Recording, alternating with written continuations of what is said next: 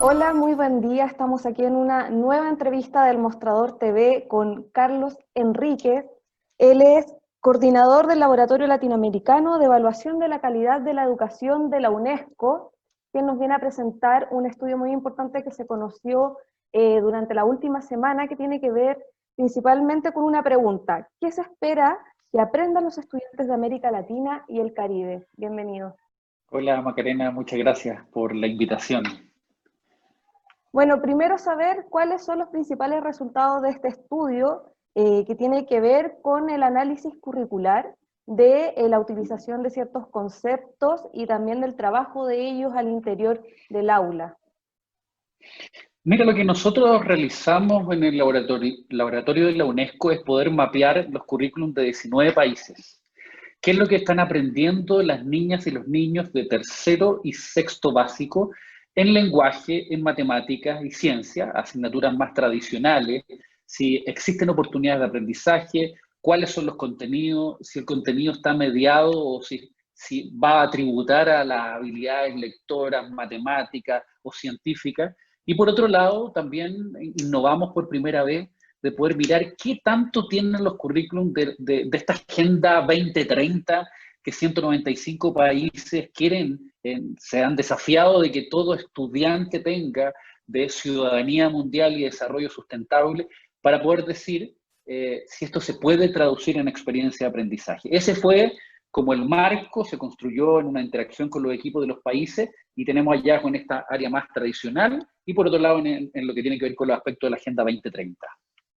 Ahora, ¿qué fue lo que pudieron ustedes poder recoger de ese estudio? Hay algunas notas de prensa que se vieron, por ejemplo, en el país hablaba de conceptos como la fraternidad y como la empatía que estaban ausentes de los currículums o que no estaban profundizados en ello. ¿Cuál es la experiencia que tú pudiste ver también en Chile? Mira, la experiencia que tenemos en Chile es que estos conceptos tan importantes para poder tener una ciudadanía mundial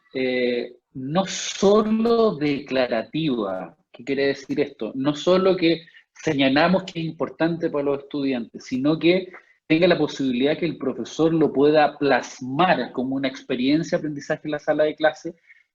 Hay una disonancia entre lo que decimos que suceda versus los instrumentos que apoyan a nuestros profesores.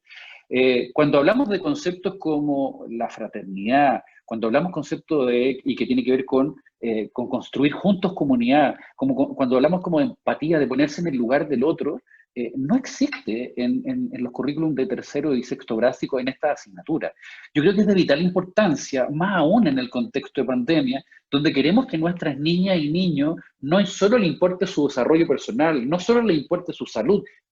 es muy importante, sino esta conexión con el otro, esta vinculación con el otro en el barrio, en la comuna, en otros países, para finalmente transformarse en un estudiante o en un ciudadano empoderado que aporte al desarrollo ciudadano, que aporte a estos desafíos, que sea crítico, que sea activo y que pueda ser parte de una sociedad mejor, ¿por qué no decirlo? Pero si no trabajamos conceptos tan relevantes como el que te acabo de señalar, difícilmente va a poder, a mi parecer,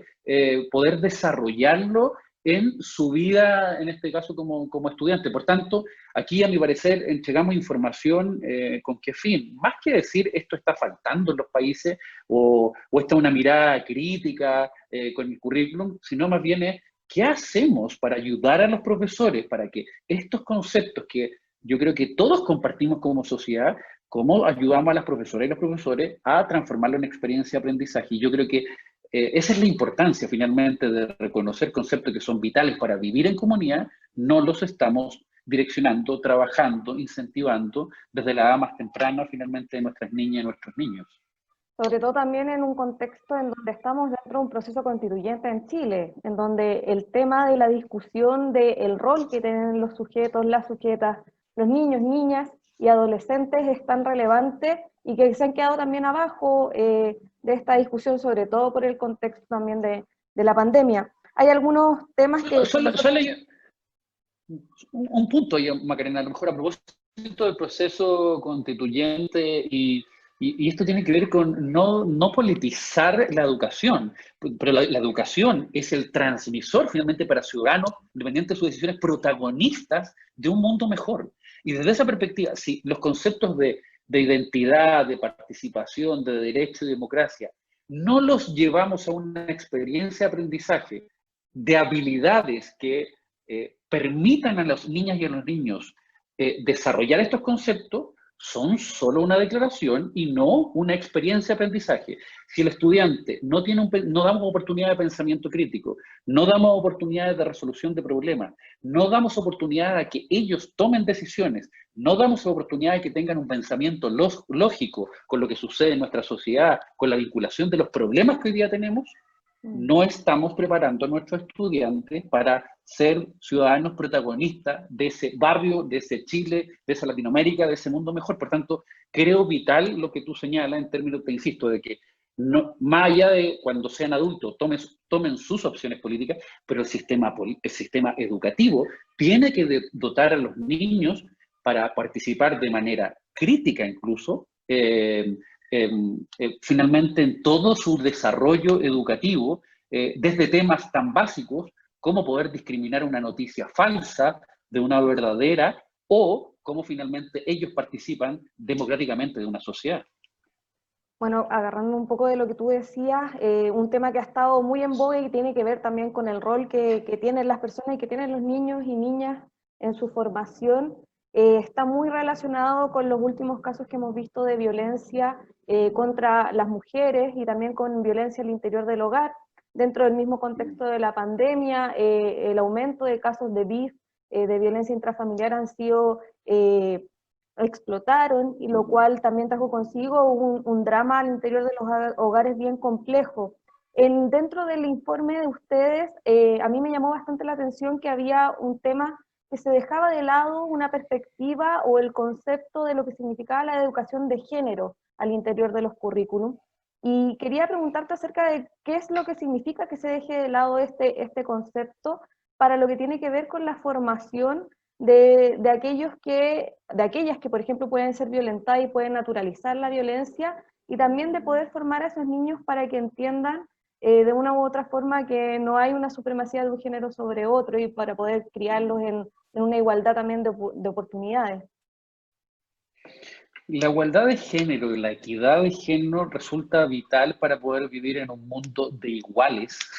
para poder aportar hombres y mujeres, para que uno no tenga los estereotipos ni las creencias que hay lugares para unos versus para otras. Que hoy día lamentablemente, seguimos teniendo en nuestra sociedad. Más aún cuando existen casos de violencia que tienen que ser desterrados, y de la importancia del autocuidado. Pero también que son los casos extremos, y como bien tú señalas, un niño deberíamos educarlo, un niño o una niña, en cómo se cuida, en cómo cuida al otro, en que todos somos iguales en dignidad y en derecho. Pero incluso, ni siquiera yéndonos a los casos más críticos, en matemática y ciencia son las asignaturas más STEM,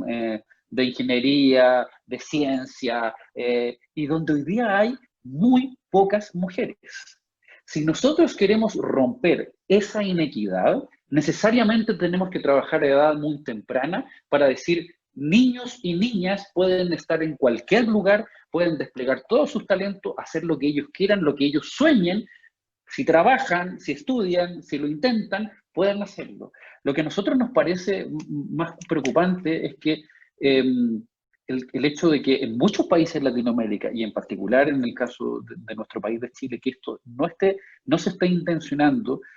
claramente perdemos la posibilidad de poder romper esta creencia y esta inequidad en las nuevas generaciones. Por tanto, resulta de vital importancia transversalizar esto, entendiendo que esto, como te decía, como es el lenguaje, matemática y ciencia, uno podría decir la equidad de género la estoy viendo en ciencias sociales, o la estoy viendo en educación física, pero como te decía, entendiendo que estas asignaturas ya sabemos que existe una inequidad muy profunda, es vital direccionar y que sí o sí se redireccionen los valores de equidad de género, se declare, pero también se generen instrumentos, lo que llamamos instrumentos programáticos, en el currículum, de posibilidades para que los maestros, las maestras, puedan transformar esto en oportunidades de aprendizaje. Hemos hablado de una formación estructural para los niños, niñas y adolescentes, pero también Chile ha sido portada muchas veces de medios internacionales por la desigualdad profunda que tiene la educación y que esta se ve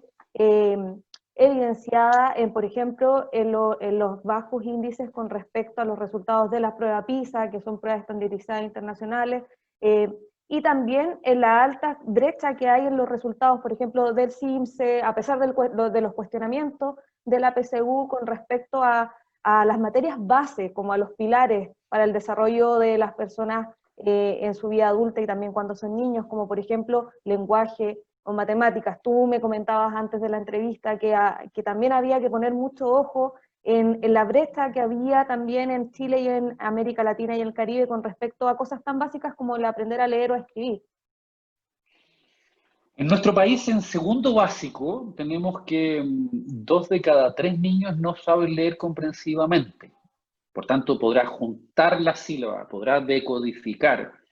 podrá localizar cierta información, pero no es capaz de leer y de entender un texto. Esto lo traslada a tercero básico y alrededor de 6 o 3 de cada 5, 6 de cada 10 sigue no leyendo comprensivamente. Y el 75% de esto lo sigue arrastrando en su vida. Por tanto, siempre se puede mejorar y aquí hay grandes profesores, profesoras y maestros que hacen que igual los niños puedan aprender a leer. Pero esto se sigue trasladando, como tú decías, a los 15 años seguimos teniendo que casi el 50% no lee comprensivamente o no resuelve problemas matemáticos. Y la lectura no es que sea lo más importante, pero es una de las puertas centrales para poder desarrollar todos los talentos, comunicarse, poder finalmente interactuar con otros. Estamos pensando que después de un niño o un joven entra al mundo laboral, tiene que firmar un contrato, que en definitiva puede ser un contrato que contemple derechos y deberes, que él entienda finalmente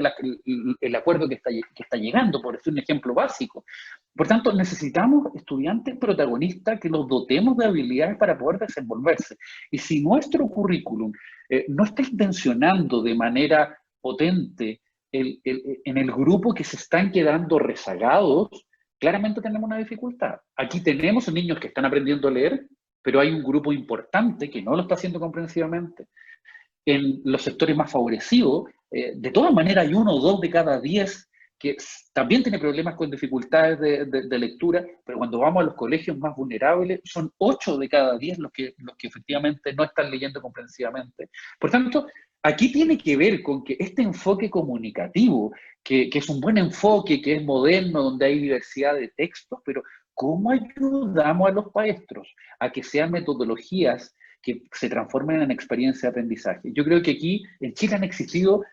para toda la gente que nos escucha y que conoce el tema de la educación, bastantes cambios curriculares. Ha sido pionero en modernizar el currículum, pero no hemos sido pioneros en trabajarlo con los maestros, en trabajarlo con las maestras, en invertir en apropiamiento curricular, en que ellos sean los protagonistas de cómo hacer carne, hacer vida, transformar este currículum en experiencia de aprendizaje. Y yo creo que ahí está, mirándolo positivamente, el gran desafío, la gran palanca finalmente de dar el salto, es cómo nuestros profesores son los que con sus capacidades pueden transformar en experiencia de aprendizaje. Y por eso creemos que lo que encontramos en la lectura, un currículo que en Chile al menos ha ido avanzando, pero ha invertido muy poco finalmente para que los profesores sean finalmente los que lo utilizan de la mejor manera, tratando de mirar buenas prácticas, metodología, y este currículum que ha ido avanzando, mejorando, visibilice también cuáles van a ser las estrategias para los grupos que se quedan atrás, que es un grupo no despreciable, bastante mayoritario en los lugares con mayores inequidades, que es urgente tomar medidas para que no se nos queden atrás. Hablando un poco también de niños, niñas y adolescentes que se pueden quedar atrás y agarrándome también de esta brecha que tú decías que existe en cosas tan básicas como es el entendimiento del lenguaje escrito, la pandemia trae consigo también otra serie de desafíos que, por un lado, ponen a prueba los currículums académicos de cómo se van a poder desarrollar en tiempos acotados o se van a poder fusionar? ¿Cómo vamos a hacer para que los estudiantes y las estudiantas no se queden atrás y sobre todo los más pobres no se queden atrás, que son los que están constantemente batallando también por tener esa cancha igualitaria? En ese sentido, ¿cómo ves tú ese gran desafío que tiene nuestro país en un contexto en donde no tenemos idea de cuándo van a poder volver los niños y niñas a clase? Lo más seguro, algunos hablan que ya podría ser para el próximo año, y el ministro Raúl Figueroa, el Ministerio de Educación, también ha puesto énfasis en que lo más importante en estos momentos es que no se pierda ese año escolar. Mira, la situación de pandemia es compleja para todos, Macarena, para los estudiantes, para los niños está siendo muy difícil en términos de estrés, de agobio, yo diría de un tema socioemocional complejo después de más de 150 días de estar encerrados en muchos lugares. Lo mismo los adultos, las familias, los mismos profesores. Eso yo diría primero, reconocer de la complejidad de un año anormal que nos encontramos. Segundo, que lo que ha planteado el secretario general de la ONU es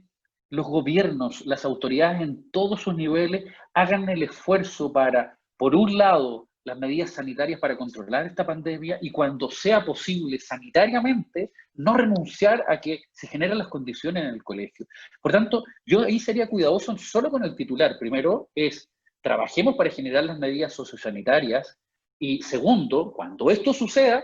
no renunciemos a que efectivamente el colegio es irreemplazable en términos de bienestar, en términos de sociabilización, en términos finalmente de construir con el otro, de interactuar, de correr, de jugar, incluso, yo te diría, de estar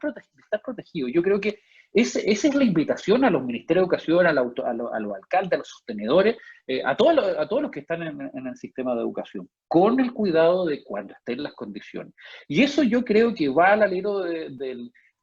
lo que ha planteado también el Ministerio de Educación en términos de que sea gradual, no va a existir un momento igual para todo el país, sino que eso se tiene que ir, se puede ir evaluando en las comunas, lugares, dependiendo de las medidas sanitarias. Segundo, eso va a ser territorial, idealmente sea voluntario, y yo le sumaría, al menos de la evidencia que hemos recogido en la UNESCO, sumaríamos dos elementos centrales que nos gustaría que todos los sistemas educativos, a propósito de que hay un marco de reapertura de las escuelas que UNESCO promueve con UNICEF y otras entidades, es un marco más de diálogo, más de involucramiento de todos los actores, más de construcción de confianza y de una cultura de la seguridad que la construimos entre todos. Aquí, por decir un ejemplo de un país cercano, Uruguay ha hecho un tremendo esfuerzo, tiene muy bajas tasas de contagio, ha sido progresivo, ha sido voluntario, pero aún así todavía tienen el 60% de asistencia de los estudiantes, porque todavía los padres, entendiendo que es un país que incluso tiene bastante construcción de ciudadanía, tienen temor finalmente de que se contagien. Por tanto, el diálogo, el involucramiento de la familia, de los profesores, de los equipos directivos, del entorno, resulta central para que esto no sea una imposición, sino que se vaya evaluando, construyendo finalmente entre todos para esta nueva cultura, más allá de cuando sea finalmente Macarena, la importancia es de poder trabajar esto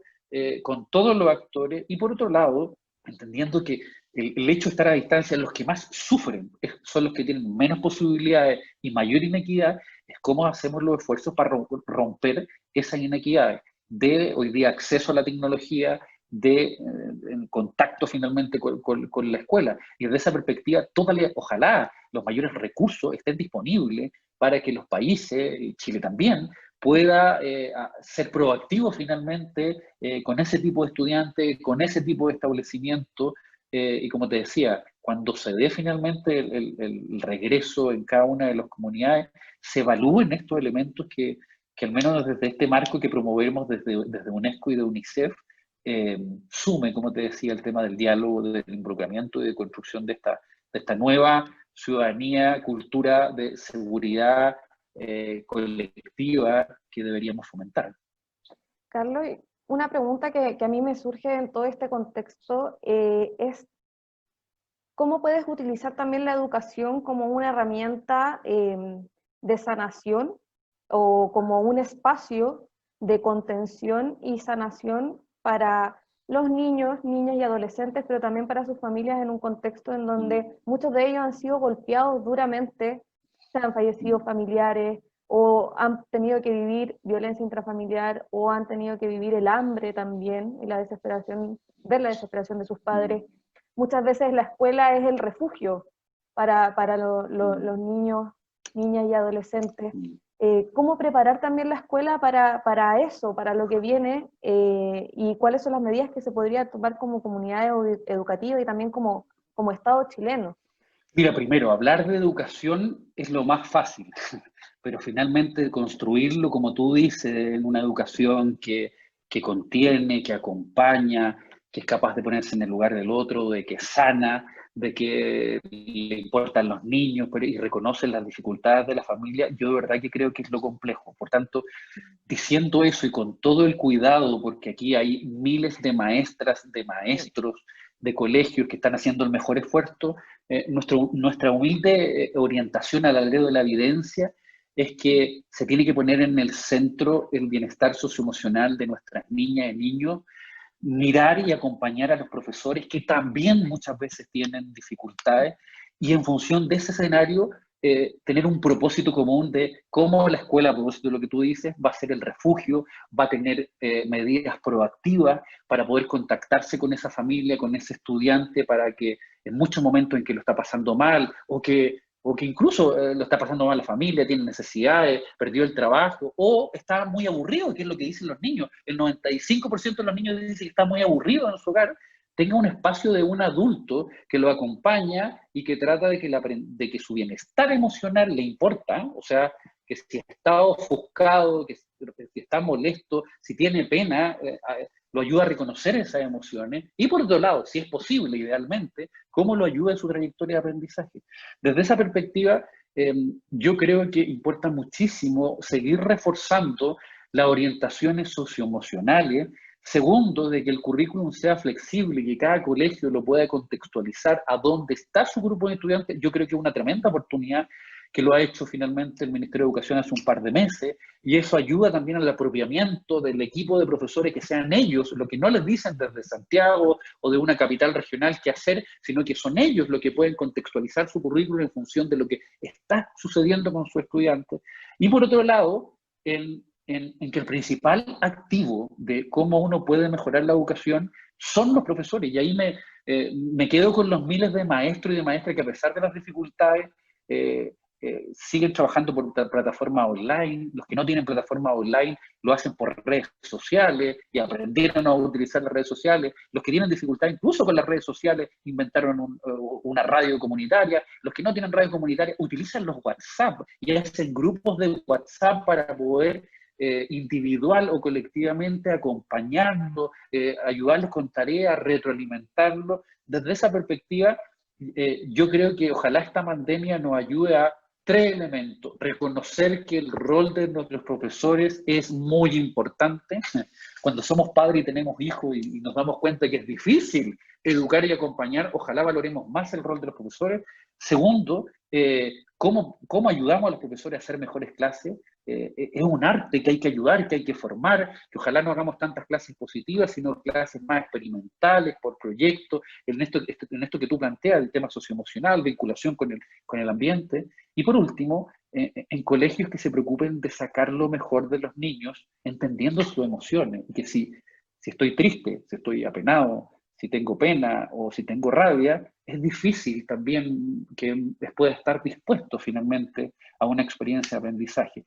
Me quedo con lo positivo a pesar de la complejidad extrema que todo esto que tiene, y como tú dices, yo diría